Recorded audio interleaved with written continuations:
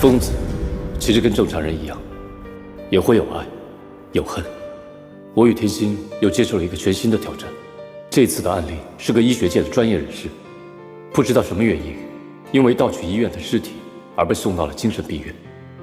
在这个人工作的地方，我找到了全新的线索，认为他在犯案的背后一定另有内情。在安全访谈中，我、天心跟这个叫 Frank 的人开始了正面的交谈。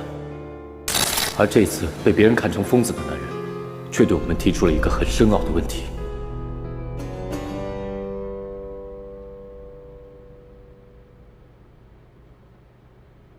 你们真的认为活着就这么简单吗？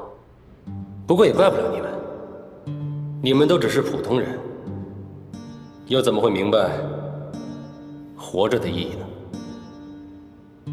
那我真想听听看，你对活着的定义是什么？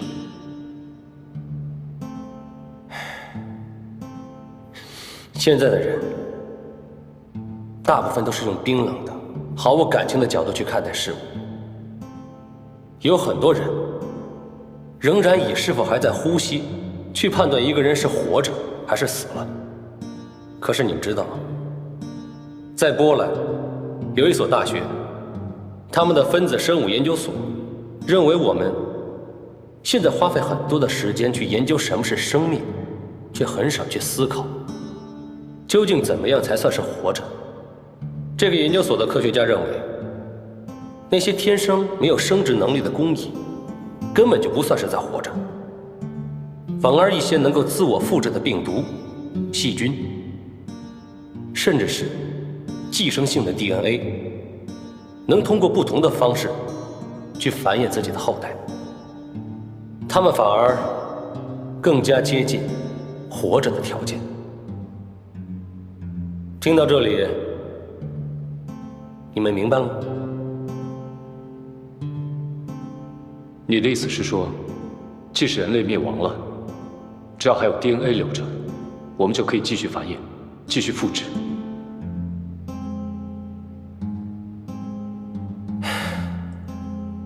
你就是为了实现这些论点才去盗取尸体吗？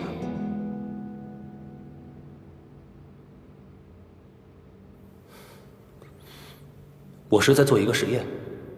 什么实验？我在做一个制造生命的实验。制造生命的实验，会是个什么样的实验？这样，我先问你一个问题：你们对人体的结构有什么认识吗？以前念书的时候有学过，是由9大系统组成。我是想利用机械去取代人体的生理结构。有可能吗？以我们现在的科技，要以机械去完全取代人体的系统是不可能的，所以我才需要一些尸体去做实验。你成功了吗？一部分吧，但是至少我解决了神经系统的问题。怎么解决的？我们人类的神经系统其实就是一连串的弱电讯号，我利用了金属线去连接尸体的手脚，然后通电，它们就会有所反应。可是那种反应只是属于一种条件反射，没有肌肉的配合，它们的反应就是没有自主性的抽搐、痉挛，就跟我们上课的时候用来做试验的青蛙腿一样。所以单纯的通电对神经系统根本就是毫无意义。我需要做到的是在大脑的控制下来支配整个身体各个部位的活动。你就是因为这个原因而去盗取那些尸体的大脑？我是用自己编写的软件去代替大脑的。那我想，平凡的普通人，他们的脑袋怎么能配得上我的伟大作品呢？好，我就当你这些问题都已经解决了。可是，人体的循环系统呢？你不可能把机器放在里面吧？没看清楚我的档案吗？我是个生物科技的专家，以现在干细胞的研究进度，我想不出10年就能够培养出大部分的内脏来。但今天既然还没做到，所以我就只能先拿一些现成的来用了。怪不得你是选择性的去盗取尸体，你要选的是那些完美、没有创伤的内脏，来完成你疯狂的实验。没错 ，Frank， 难道你没有想过，没有经过别人的同意就盗取别人的尸体，来完成你自己的愿望，是一件非常缺德的事吗？而且你知道吗？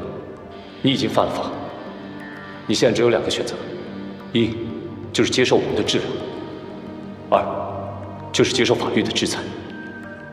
你怎么选？其实这2个对我来说都无所谓，干大事就要不计后果。我做好心理准备了。以你的经验跟学历，这么做有意义吗？知之为知之，不知为不知。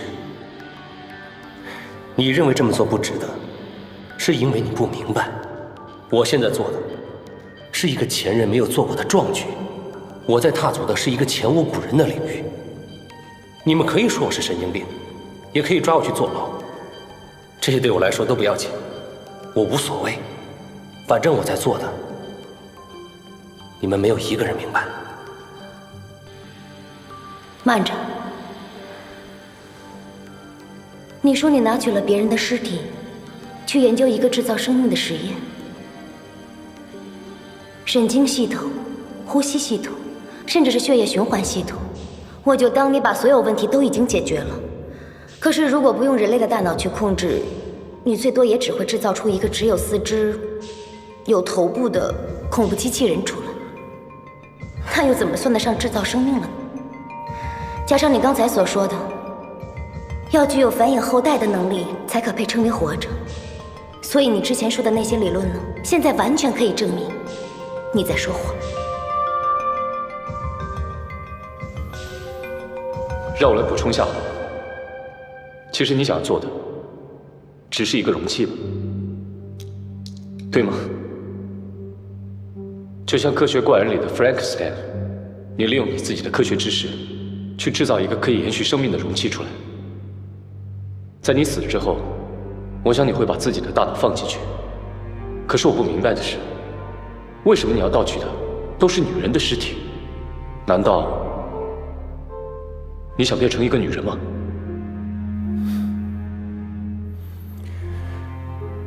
所以我说过了，你们只是普通人。我想我没有必要说下去了。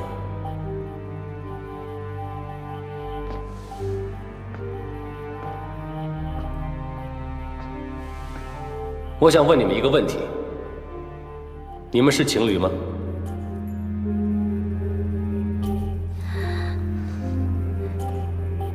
天心是我的未婚妻。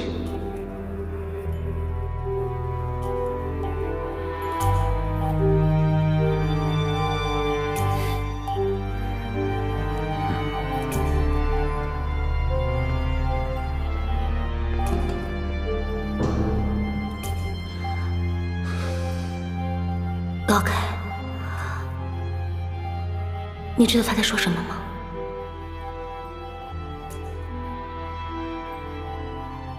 他说很羡慕我们2个。